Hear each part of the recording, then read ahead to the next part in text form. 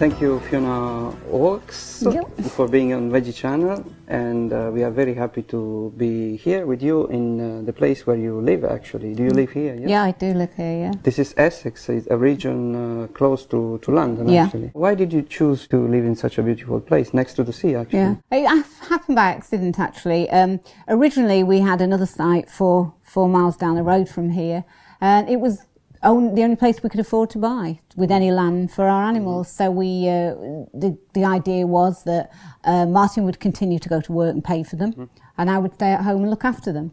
And he needed to get into London, so we needed to be somewhere that was accessible. In this place, because it's on a peninsula and it's not got that greater service network, but it is very rural, just fitted perfectly. So that's why we ended up here.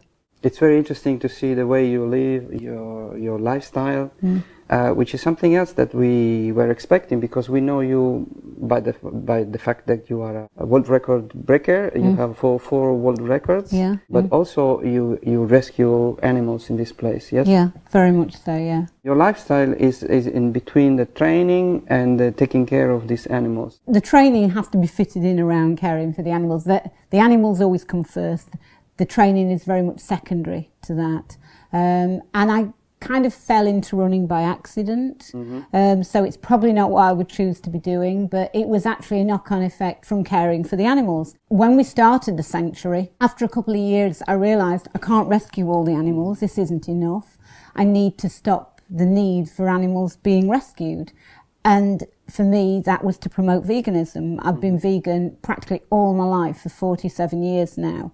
And I just wanted to show the world what a healthy and viable option it was for everyone. I had a lot of surgeries when I was in my teenage years. I had my right kneecap removed. I was told that I would never walk properly again, let alone run. What happened to your knee?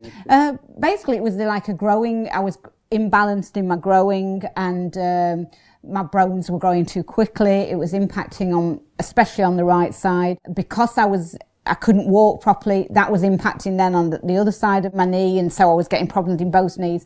And in the end, they said, you'll have to have your kneecap removed. It was crumbling anyway. And they did say, this will impact you in the future. It's certainly going to impact any sport that you do. I was always very sporty, a very outdoor kid. Did they tell you that you were not going to walk properly? Yeah, they told me. And indeed, I don't walk properly. And when Keegan actually showed me the first footage of Running for Good, I looked at it and thought, I was reluctant to ever look at the film. And I went out to Hollywood to the premiere where Rich came over to me and said, oh, you must be very proud of the film. What do you think to it? And I kind of said, I haven't watched it yet. He said, you haven't watched it? And I was going to sit in the back of the cinema and kind of hide away and then just sort of pop up, at the end of the film. He said, no, you've got to come and sit next to me and watch it. I thought, oh, come on, Fiona, collect yourself. It can't look that bad. You are in the desert. You have got all the gear on. You can't look that bad.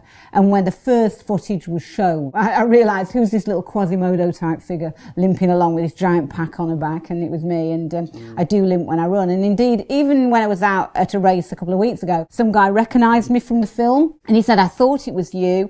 And he said, when I saw you warm up, I knew it was you because I could see you limping. Oh no! But yeah, I was told I wouldn't, walk or run properly. I don't. I've got a very individual style for running. It gets me there, but it's not pretty to watch. So yeah, I had these operations, and I kind of fell into running because I wanted to do something to promote veganism positively and peacefully, and be proactive. Women's sport doesn't get the greatest amount of attention even now, but 20 years ago, it really didn't get any. Paula Radcliffe was doing very, very well in the marathon. I kind of figured in a very, very simplistic way, I better get good at marathon running because that's the only thing that's getting any attention in the mainstream media. So I thought, well, if I could at least complete a marathon, compete in one. Yes. It was being billed at the time as the toughest, the pinnacle of endurance sport.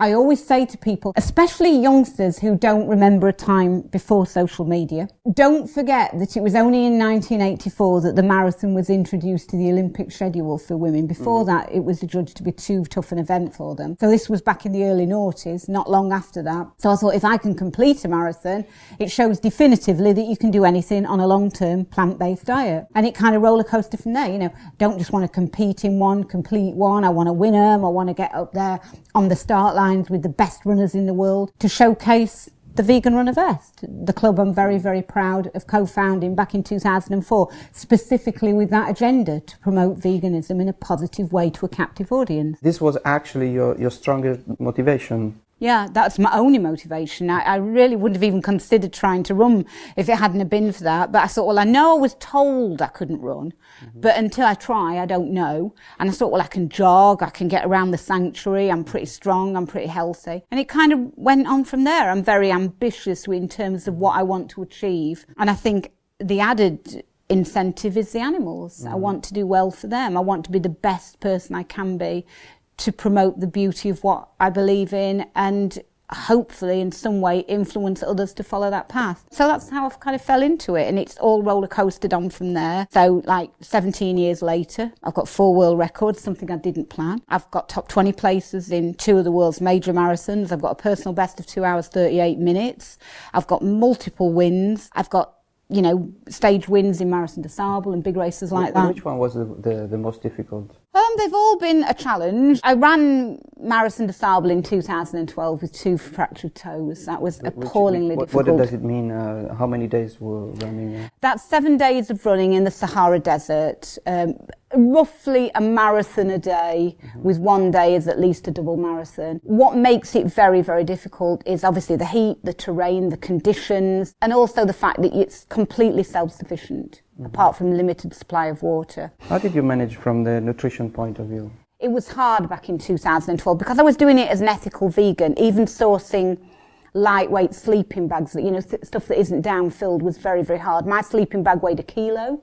As everybody else's weighed about 300 grams. I just took very, very basic stuff. I took like Mar Baker flapjack bars, dates, marzipan, nuts, anything like that. I mean, for that week, the last thing you're focusing on is food. You don't even want to think about food, or I didn't at least. It was tough, but you're driven. You just want to get through the challenge. You just want to do it for the animals. That's what spurred me on. People actually asked, what did you eat in 2012 in MDS? And it was literally just survived on painkillers and a few boiled sweets. I was in so much pain. What part of my foot? Because my feet, you know, I've got these broken toes. I knew they were fractured a few days before I went out to run.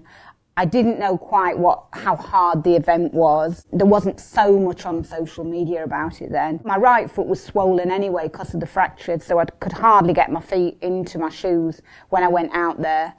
They swelled up in the heat massively, and by the long stage you could see the bone sticking out my little toe. It was so bad, but I just kept going because messages of support were coming from around the world. And what about now? Are you recovered? Yeah, it's perfectly recovered. I've done it twice since, so yeah, I've been back. You've been running and running. Yeah. Recovered. Yeah, it's recovered, and I've never actually had a running injury. I've had injuries like that which have impacted my running, but I've never had a running injury. And I do heal very, very quickly and recover very quickly. So yeah, that was a tough one. The North Pole was obviously very challenging because of the temperatures. And the road marathons, to run a fast road marathon, you know, sub 240 is very, very hard. As a woman, as a man, it's a really, really big ask. Just channeling everything you've got into this one Sunday morning, randomly picked in kind of the spring and the autumn. They're all a big ask. What's hardest for me is fitting it in around looking after these motley bunch. And do you still have this strong motivation? Yeah, I do actually. I think that, you know, if I'm doing something, I want it to be effective for the animals. So now, for me, it's going out there. I've come back to road running actually. I've just qualified to run for England in both the 10K and the half marathon. That's next year. I want to prove the longevity and sustainability and the viability through just being able to keep churning it out, the recovery. And yeah, I'm very motivated because I think it's a very positive thing to do for the animals. I did an interview this morning with the Guardian newspaper, and they was particularly interested in the Vegan Runner Club. Their editor had seen how many vegan runners are at races now, and that really, really is inspiring. You know, you think, you know, we started that club in 2004, just me and a guy called Peter Simpson, and now it's grown and grown and grown to get the message out there across, emblazoned across your chest, I'm vegan. It's really positive. So yeah, while ever I'm still think I'm being creative and doing different things and achieving more with my running, I'll keep doing it. After that, I'll just retire and look after the animals or do something different here. But at the moment, yeah, I do feel very inspired to do it. How do you organize your food, your nutrition during the day? I don't actually eat during the day. I only eat one meal. That's true. I read that you eat only one meal a day in the evening. That's all I eat. I don't trickle feed or anything like that throughout the day. I get up and it's literally one long assault of work and running. And, you know, funnily enough, I'm not comparing myself to the Kenyan runners because they're in a completely different league, but a lot of them apparently train when on fasted stomachs, and they only eat after. And indeed, when I went out to one of the big races that I ran in Omsk, biggest race in Russia actually, a big marathon, I was there at this IAAF conference and they laid on a big lunch for us the day before the race. One of the Kenyan coaches said to me, "Are you coming to lunch?" And I said, no, I actually only eat one meal a day. And he said, "Oh yes, that's the warrior diet." And I kind of, I've not heard it called that, but yeah, that, you know, if you want to go with it, sounds good. And he said a lot of the Kenyans do that, and a lot of them prefer to eat basic plant-based whole food diets. They don't include meat in their diets for whatever reason. I think a lot of the time they simply can't afford it, so they learn to adjust on plant-based, and it works for them. But yeah, that's all I have, one meal a day, and it works for me. It saves me the bother of having to sit down and break off to eat. Yes, you save a lot of time. You do, very much so. So you actually have one meal a day even when you have a competition? Yeah. For basic road marathons, they start, generally speaking, I've run one or two in the evenings, but they start in the morning. So I eat a meal at night and then I go to the race in the morning, I run. I don't even carry gels in a marathon. I've never had anything but plain water. Only water. Only a few sips of water in a road race. For the ultra stage races, it is a bit different. I'm always acutely aware that you probably should have something in the morning. And I have sat around campfires in the desert looking at these flapjack bars thinking, how on earth am I going to get this down me? I just don't want it. And you kind of, an hour later, you're still fumbling about with this Marbaker flapjack bar. And it's just something that works for me. I mean, during the race, I might have a few isotonic drinks, you know, but I'm not a big food person. I don't even consider myself to be an athlete. I'm just somebody who's applying something to athletics and being the best I can, whether it's caring for the animals or running. I'm just trying to be the best I can for them. I've run against talented people, and I know I'm not one of them. I'm just literally getting through, winging a prayer and gritting it out. That's all I do. Once the running, the actual physical moving your legs and running is over, that's the last I think of it. I put it away and go and do something like that, and then I'm thinking, oh, better go running the next day. I don't stress about it. What do you think is the thing that gives you the more energy? To do all these things during the day and to run and to win the competitions? The carbohydrates, you know, basic stuff like plants, basic plant food, and mentally, a lot of the especially when you go up the longer distances, it's coming from here. Physically, yes, you've got to be predisposed to be strong to do these events, but mentally, you've got to have a desire to want to be there. And that's probably what gives me my edge. My desire to be out there achieving I'm not selfish enough to want to do it for myself. I am probably selfless enough to want to do it for them. That's what gives me the edge. I don't focus too much. I mean, people ask about protein and how much protein. I don't know. I just obviously have enough. About 38 grams of protein a day is I reckon what I need. And people, you know, you can get 10 grams of that per 100 from oats. So, you know, for me, it's just been basic. I don't overthink things. I just go and do them. And if it doesn't work, then I'll look at adjusting it. But it does work for me, so I just... Is that true that you've been vegan since the age of 3? I've been vegan since the age of 6, vegetarian since the age of 3. Totally self-motivated, parents not vegan, not vegetarian, not even particular animal lovers.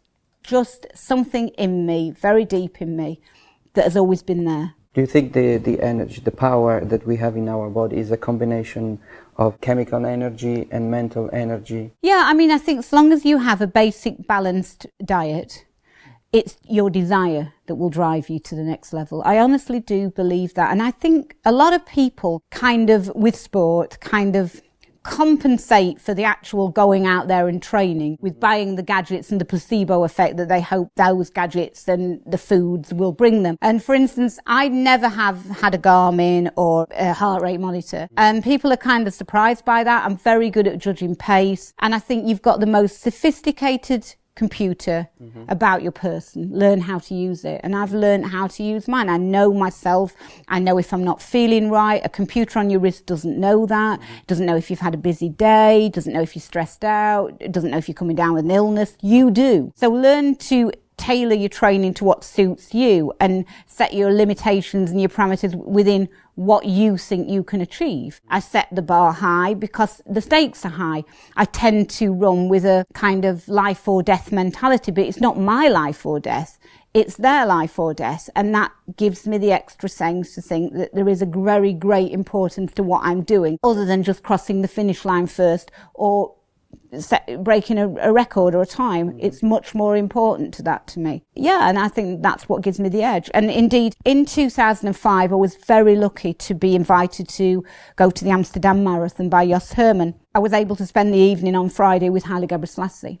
And he was explaining to me, he kind of gave me this massive compliment that he thought we were very similar in our running. I'm thinking, no, you're about 3/4 of an hour quicker than me, but I'll take the compliment, it's coming from the greatest. And he said that he had no need to move up to the marathon after the two 10,000 metre wins at the Olympics, but he felt that he was doing it for the people of his country. They were benefiting from what he was doing, and that's what drove him on. It gave him that extra amount of momentum that he needed to keep getting up early in the morning and training, and then going to work and then training again in the evening. It's not easy for anyone to do that. You've got to have a great motivation to do that, whether it be you just want to win or you want to do it for another reason, which is what I've wanted to do it for. It takes an enormous amount of effort to focus yourself. Thank you, Fiona. I do really think you are giving the right motivation to all new generation, either if they are sportive or just kids loving the animals. Where people can get more information, make donations, what is the best help that people could do in this case? We've got lots of ways that people can help. I mean, just, if they physically can't, obviously funds are what are required to run a place like this. An enormous amount of money. So if they want to make a donation or do some fundraising, the best way is to get in contact with us via the website or via the social media pages, towerhillstables.com. But even just sharing what we do with the world, that's a very important thing, to let the world know that people out there, this is a viable option. Animals can live in harmony together along with people. I'd like people to be able to come to the sanctuary and experience time with these animals. So break down the myths, this idea that, certain animals, dogs and cats, are companion animals and should be afforded dignity and respect, and farm animals shouldn't be. I want to break down that stereotype by introducing people to a different way of thinking, kind of compassion for all, equality for all. Best way is just to get in touch with us and tell us what you would like to do to help the sanctuary. Obviously, we're very, very grateful of the financial support we receive from people, because I always say I don't want anybody's money, but the people I deal with, the vets, the farriers, the feed merchants, the forage merchants, they do. So if you want to even directly donate to them, that's great. So yeah, best way is to just contact us and work out what you feel most comfortable with. If you want to come and visit and then discuss it, then great. We are looking forward to seeing you maybe in a marathon in Italy, so we come and see you again. Yeah, I've done Florence twice, so I might be back. Yeah. Thank you very much. Thank you. Thank you.